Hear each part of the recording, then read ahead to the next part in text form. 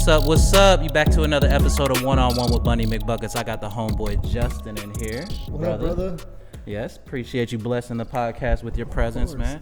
As you can see, we're in this beautiful shop right here, man. My man has a clothing brand, apparel, just a lifestyle going on over here, man. Shout out GoodMood. Yeah, thank you, brother. Thanks for having me. Yeah. So how did GoodMood just come into fruition, man? How did that just pop into your head? It's a long story, but to break it down, a little short story. In this location, the building that we're in right now, in 2015, we threw an event called GoodMood 1.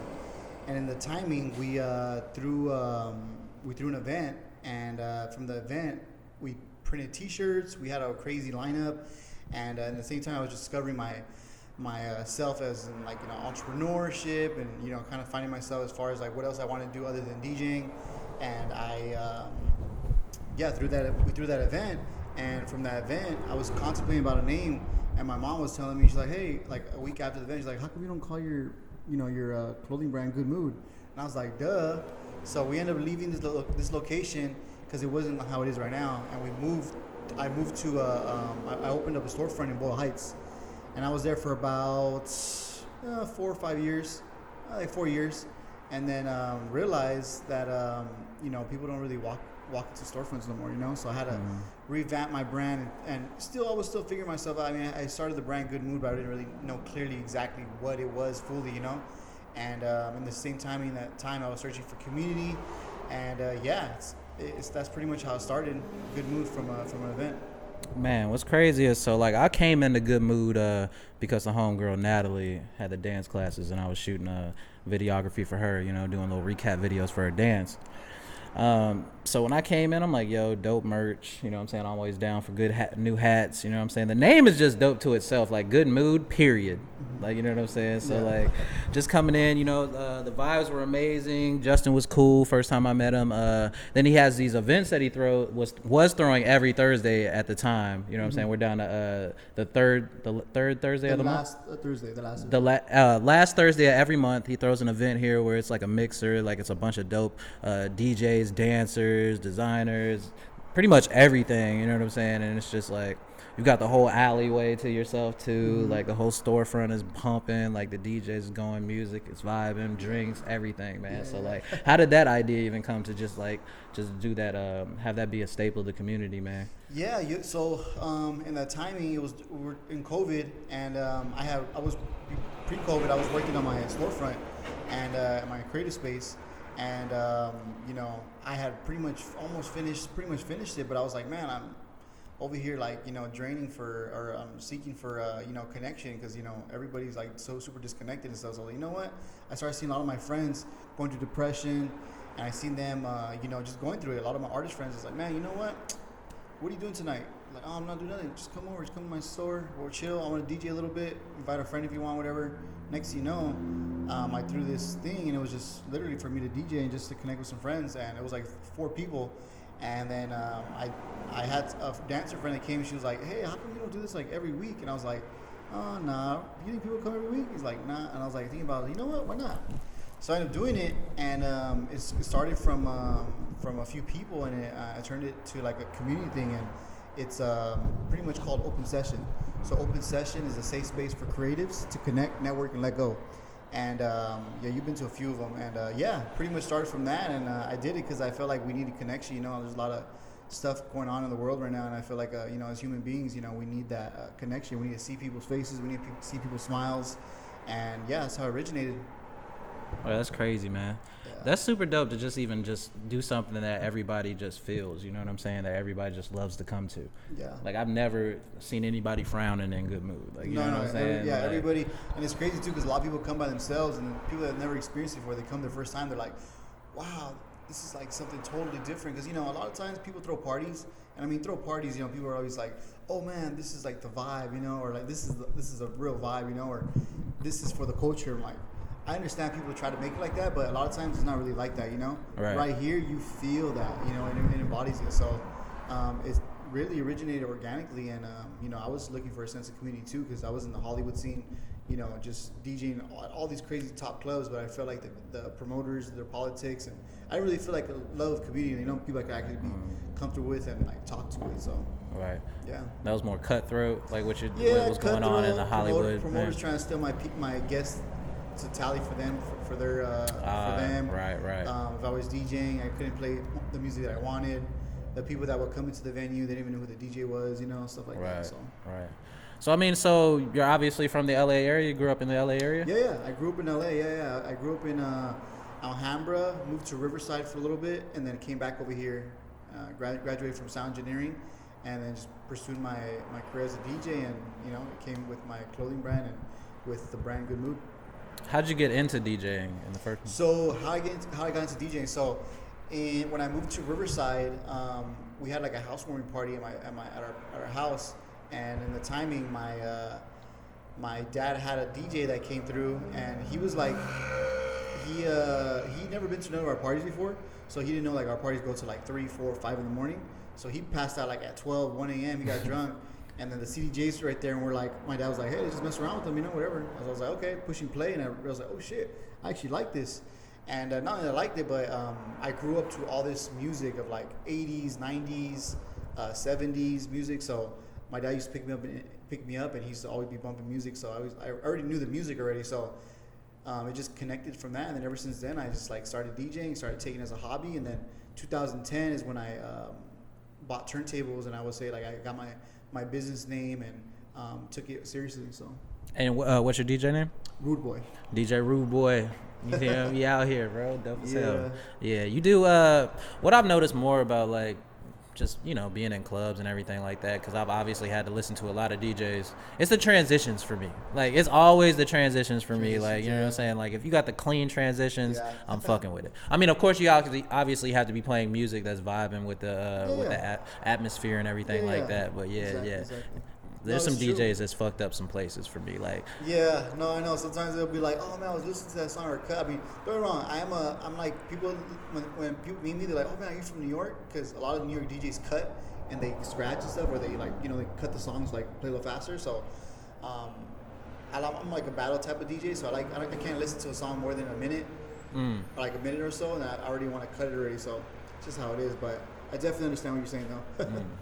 Yeah, that's dope, man. That's dope. So what do you like about the LA scene as far as like creatively and everything like that? I like the LA scene. I think the main thing I like about the LA scene is how so diverse it is. Mm-hmm. There's a lot of different ethnicities, and I like that. I like going to places and there's like Mexican, there's a black, Asian, like literally all type of ethnicity, and everybody together, So when I go to places like that and I see that, I love that, and. There's a bunch of bomb food spots, obviously, too. I love to grill meat, so there's always like something, like ramen or like ceviche or, everything, man. There's so many good spots. There's even more spots I probably don't know about. So, but yeah, I think those are definitely the top things. For sure. Yeah, what's I don't know. I just be asking random ass questions. You know what I'm saying? Cool. So, what's an end goal for GoodMood for you? Like, where do you see GoodMood just? So I see GoodMood International. I see like a GoodMood creative space in London. I see a GoodMood creative space in Miami. Not so many places, but a few places. And I definitely see it as a worldwide brand where I see people, having GoodMood inside their stores. Yeah, that's where I see it. Yeah, because if you could take this vibe to any city, you know what I'm saying, with somebody that's connected enough to like be able to bring people through, and then just people see what the vibe is themselves, like they're gonna mess with it. You know what I'm saying? So like if you can just get your feet settled in whatever city you want to do that in, man, I can't see why it wouldn't just go crazy. Oh yeah, no, I see it, man. I have friends that come in all the time from different parts of the world. They're like, or people that have never even been to the store, they come to like, oh man, this is like something we need in my country, like they tell me that, I'm like, yeah, like that just tells me that I'm doing something right, So definitely, I think in time, it's gonna happen, and with festivals too, like we're all about music, so I definitely see us, doing like a Discord, like having like a GoodMood label, and as well as having a festival. So. Oh, yeah, that's crazy. I'm actually gonna shut this door right here. So y'all take this time to hit that like button on this video. Make sure you subscribe and everything. I'll be right back in 10 seconds.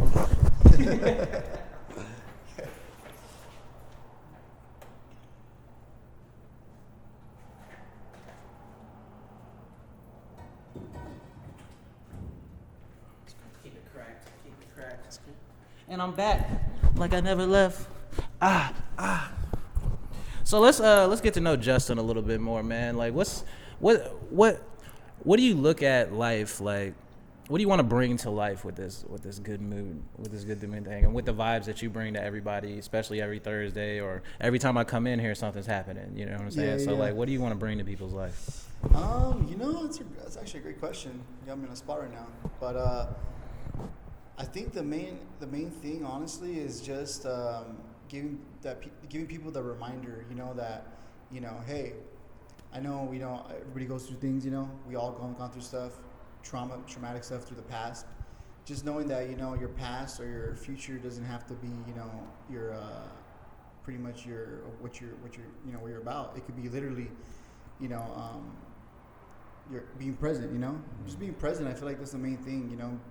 More connection with people, because I feel like with technology nowadays it's like all not like that anymore. There's nobody really like sits down and has a conversation with somebody. Nobody really asks how you're doing, or like how you're really doing, or just more connection. I feel like that's really important, and we need to focus more on that. I think connection is one of the main things as a human being, and yeah.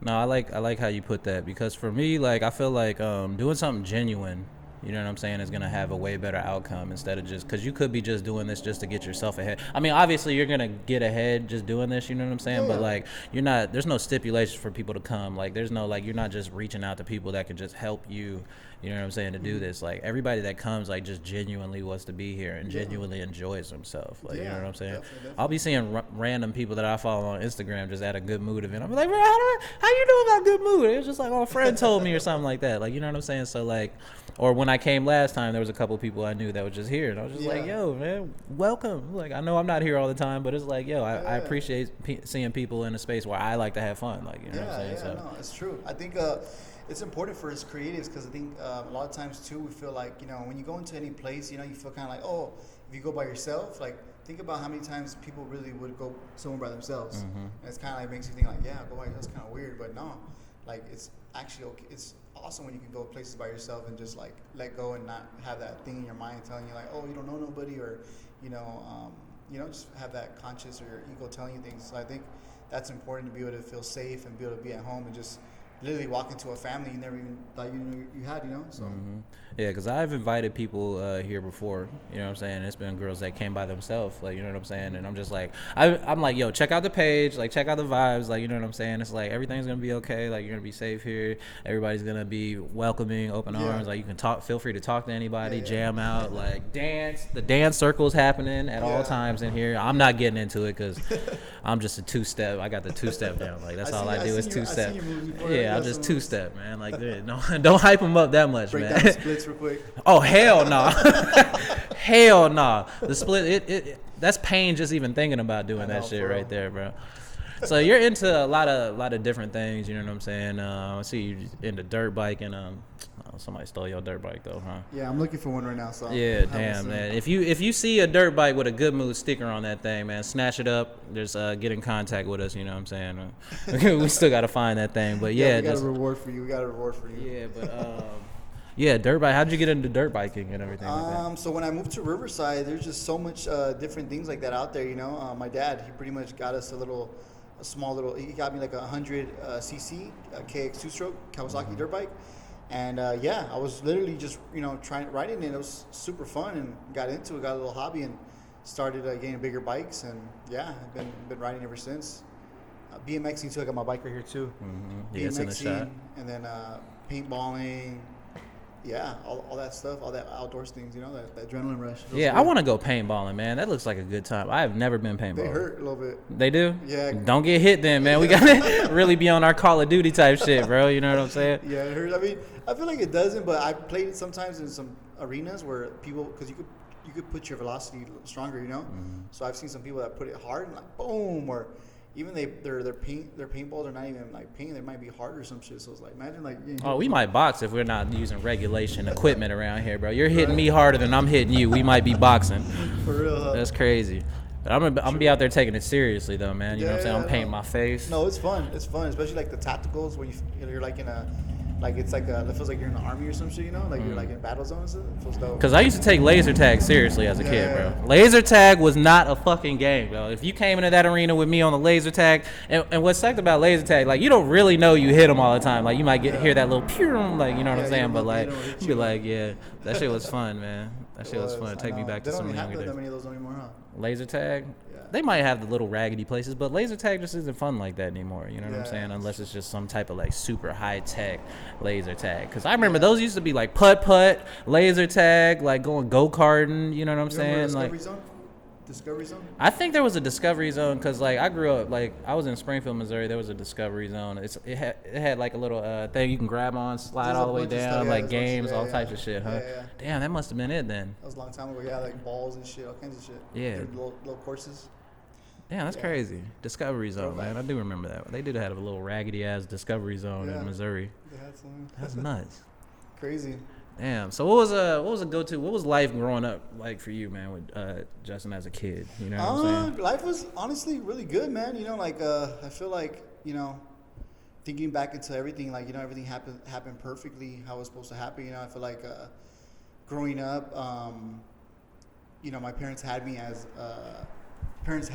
really young. So my mom was like 17 and a half, my dad was 19, and I feel like I really got to grow with them too, because I feel like they were still figuring themselves out, you know, and stuff. So it was a great experience. You know, I think all the challenges we've had overcame, and I realized, you know, like everything happened perfectly. So like growing up, them figuring stuff out, like we've lived in apartments, we've lived in like different places and stuff like that. So I think seeing that, and then seeing like the growth of like where my parents have gone, seeing that, and like not even just seeing it but being in it, made me realize a lot of stuff. Like, man, anything's possible, you know. Like, yeah, living, like my parents living with their parents while I was born, and then seeing them to grow to where they're at now. It's just like, man, you know, showing me like, damn, anything's possible, you know. And I think it was great. It was a great experience. It was great, honestly, moving from LA to Riverside, just because I felt like if I was in LA, I don't know exactly what I'd be doing. Like, I don't think I'd be DJing. I don't think I'd be riding dirt bikes. None of that stuff. So I don't know how exactly, like, it all happened perfectly. So yeah, I think everything. That's why I tell everybody too. Like, everything happened perfectly. So even if it's traumatic or something, you just like, you gotta look in between and see what else is in the other side. Cause life lessons. Yeah, when something happens, it hits you, but then it's like, okay, so how are you gonna, you know, either fix this, or, you know, how are you gonna overcome it, or, you know, what's the other side of it. Yeah. And the good thing about just being like receptive and just being aware of what's going on when you're growing up is that you get to learn from your parents too. Like, you know what I'm saying? You don't make the same mistakes that they made, or you try not to. Like, because like, I mean, you're gonna make mistakes regardless. And good parents. I'm not gonna say good parents, or what worked for me is being able to make my own mistakes. You know what I'm saying? Like, because I was raised by my father, like if he would have been like super overbearing, like I'd have just rebelled and just did like maybe even more wild shit. But like he was like, yo man, like you gotta learn from your mistakes. Like it's okay to make mistakes. Just don't be a dumbass out here. Like, you know the difference between right and wrong. You know, like you're growing up, you're a kid, you're gonna make childish mistakes, like, you know what I'm saying? But just like, or even the fact that they had you very young, like, you know what I'm saying? Do you have kids? No. See? You know what I'm saying? I'm sure that was in the back of your head, like around when you was 18, 19, like, yo, they had me around this age. Maybe my pullout game should be on point, or maybe I should be protected out here. Like, you know what I'm saying? Yeah. So, like. For real. No, it's true. It's thing to think about, you know, because, like, thinking about, like, man, like, even if I had a kid right now, like, obviously, I'd make it happen, you know, but it's thinking about, like, man, imagine having it when I was 18 or something. Like, right. Shit. Jesus, life would be completely different. Like, that's what I'm saying. Like, it would change the trajectory of everything because you have another life to look after. You know what I'm saying? Unless you just want to just dip off and just do your own thing. A lot of people do that. I'm not judging. But it's like, man, I got a life too, man. I don't care about this other life that I made. That's funny. Man. So what have you ever, like, do you believe in other life?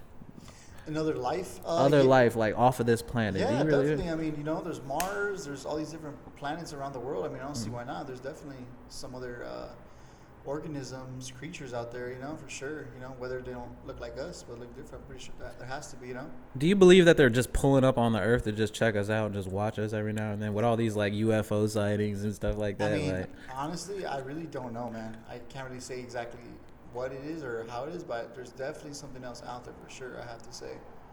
because like we're in this thing. Imagine all these different planets around the world. Like Right. how far it is. Like it has to be something. They said they found planets that like have similar atmospheres to Earth, like that we could actually move to if we could. No taxes, nothing. I'm not going, bro. I'm not building a new civilization, bro. I don't know how to build a house. I'm not Amish, bro. Like, no, I'm used to like things already being what it is, man. Like, I'm not a nature person like that. Like, I just would not survive. I'd be the wrong person. I could be comedy relief, like if y'all want to take me with y'all, but like, I'm not down for that journey right there. That sounds but funny. that is crazy though. Yeah, that's crazy for real. I don't even know if I would go to space, man. Cause I don't want to skydive. I don't want to parachute. I feel like skydiving is definitely scary, but I think I want to do it for sure. You do it? Yeah, try it out.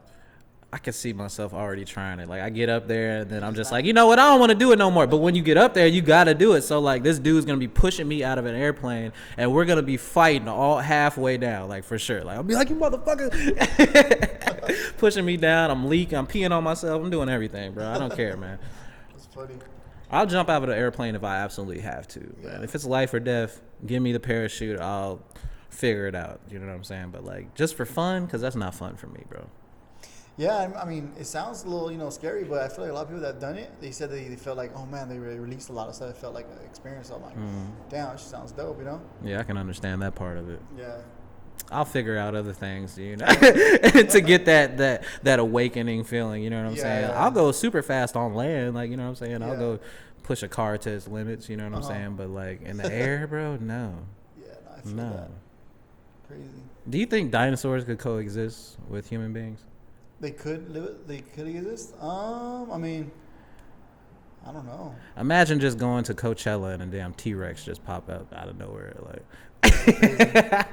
That'd be crazy. You see a whole festival of Coachella people just running and shit. A little armed dinosaur with a big mouth is running at them.